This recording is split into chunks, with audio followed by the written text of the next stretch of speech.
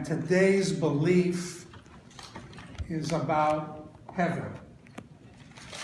What do we believe about heaven? And the story is there in note 1. I may not have numbered the pages, but I numbered each note that we're going to look at. You shouldn't get lost. So we're talking today about heaven, about the afterlife, and a word that we'll use frequently this afternoon that we should all learn: Olam Haba. Olam means world. If you're transliterating, it's O-L-A-M. Ayin Vav Lamed final mem. Let's make sure that everybody has a handout. Any more handouts left? And a book, Ted? There you go, but no more handouts. Maybe somebody can share. Oh, here's Scott. We need the... No, but maybe a couple can share. There you go. There you here, Ted. And Scott can get a book. You need this. Pirkei Avot, yes. I'm learning. You're learning. Here you go. Thank you. Thank you. Olam Haba. Haba means coming, or the world to come. The afterlife. Life after death.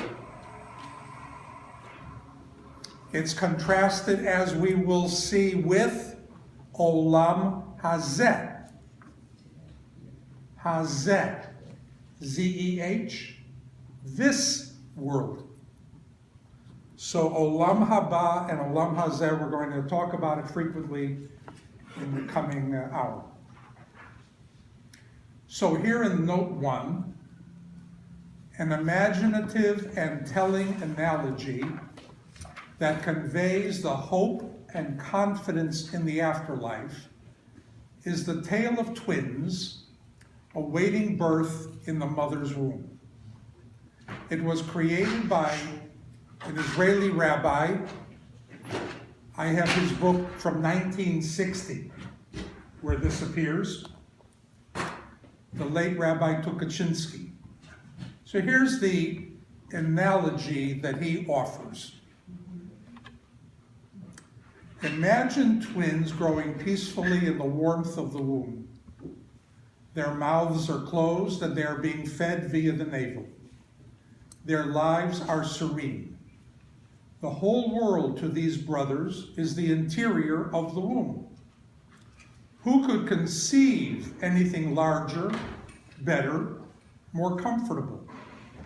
They begin to wonder. We are getting lower and lower.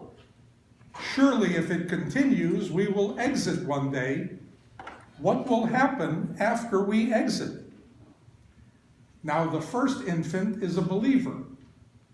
He is heir to a religious tradition that tells him that there will be a new life after this wet and warm existence of the womb.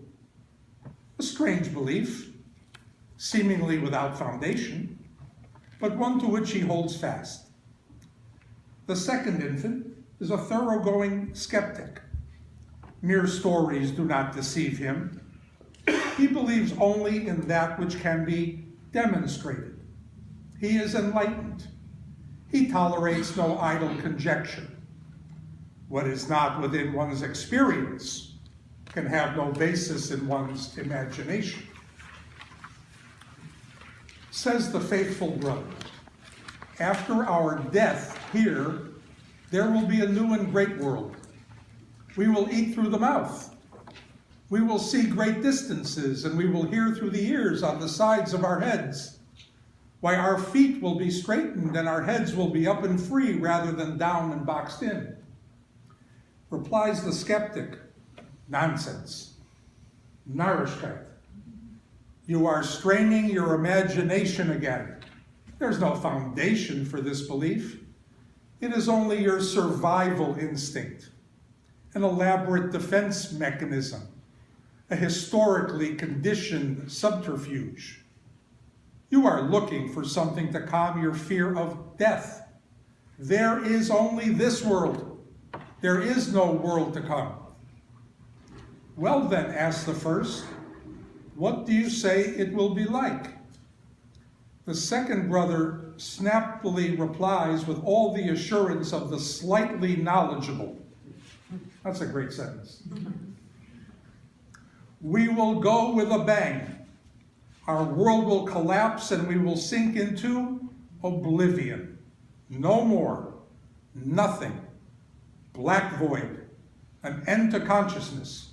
Forgotten. This may not be a comforting thought, brother, but it's a logical one. Suddenly, the water inside the womb bursts. The womb convulses. Upheaval. Turmoil. Writhing. Everything lets loose. Then a mysterious pounding, a crushing staccato pounding, faster, faster, lower, lower. Give me drugs. Oh.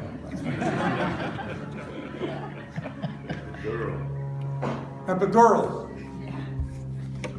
The believing brother exits. Tearing himself from the womb, he falls outward.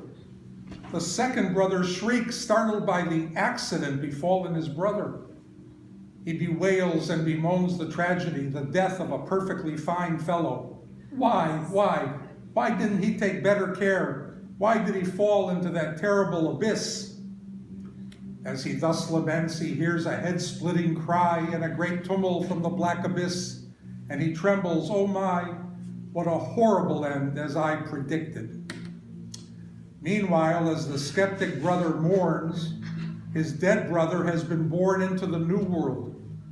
The head-splitting cry is a sign of health and vigor, and the tumult is really a chorus of mazel tovs, sounded by the waiting family, thanking God for the birth of a healthy son. Indeed, in the words of a contemporary thinker, man comes from the darkness of the not yet and proceeds to the darkness of the no more. While it is difficult to imagine the not yet, it is more difficult to picture the no more. As we separate and die from the womb, only to be born to life, so we separate and die from our world, only to be reborn to life eternal. The exit from the womb is the birth of the body. The exit from the body is the birth of the soul. As the womb requires a gestation period of 9 months, the world requires a residence of 70 or 80 years. As the womb is a prosdor, an anteroom preparatory to life, so our present existence is a prosdor to the world beyond. So that's the analogy from Rabbi Tukachinsky. How can we conceive another world when we are in this world? Well, just because it is a product of our imagination does not necessarily render it false. So, do Jews believe in an afterlife in heaven? Well, as you can see from the rabbi, yes. But we have to distinguish what Jews believe and what Judaism believes. One often has nothing to do with the other. This afterlife is a perfect example.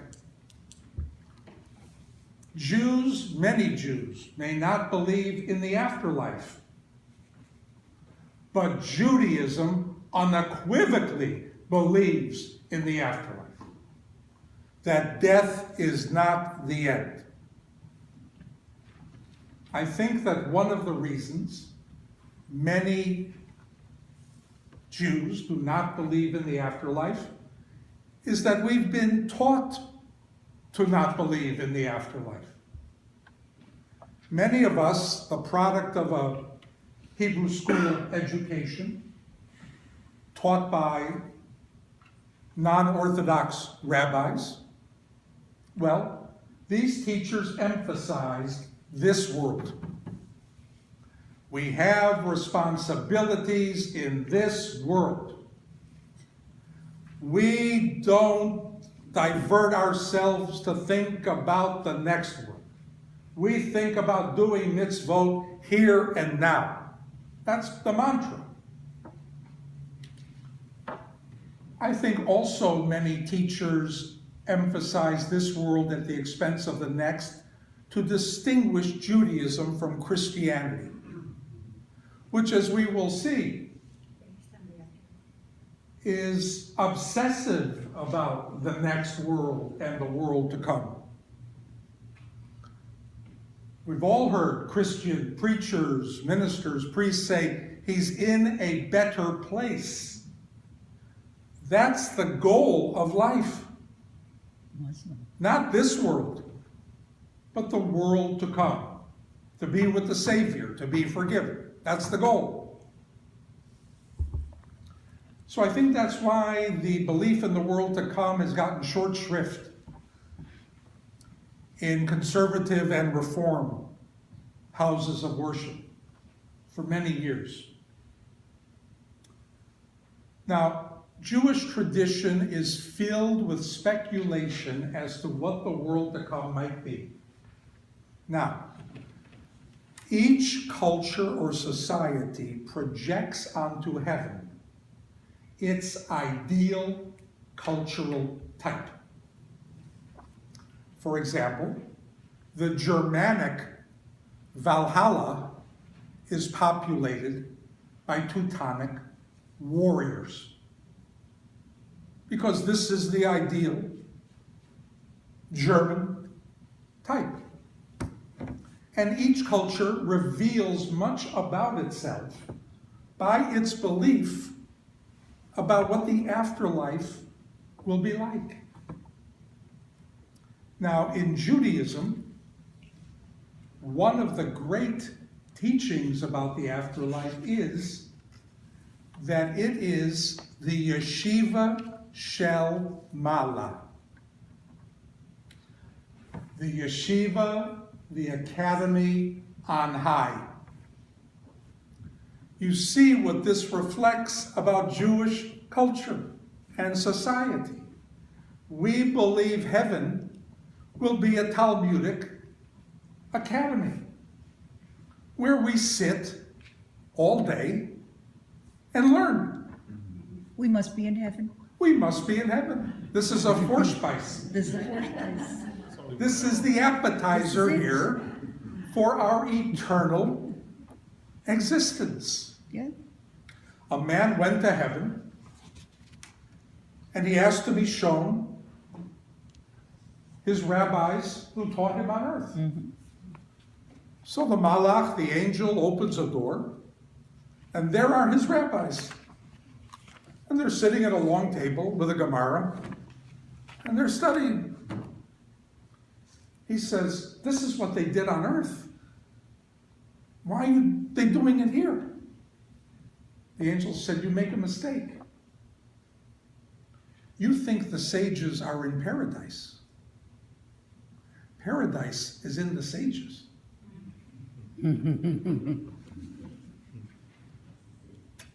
So the afterlife for us is simply a continuation of a lifetime of study. This was our ideal, because that's our ideal type. The matnid, the perpetual student, the sage, the chacham, the rabbi, whomever it might be. We could think of no higher behavior. Nothing could be better than to sit and study. Now, the Muslim heaven has a little different picture. 72 nuns Wouldn't that be something?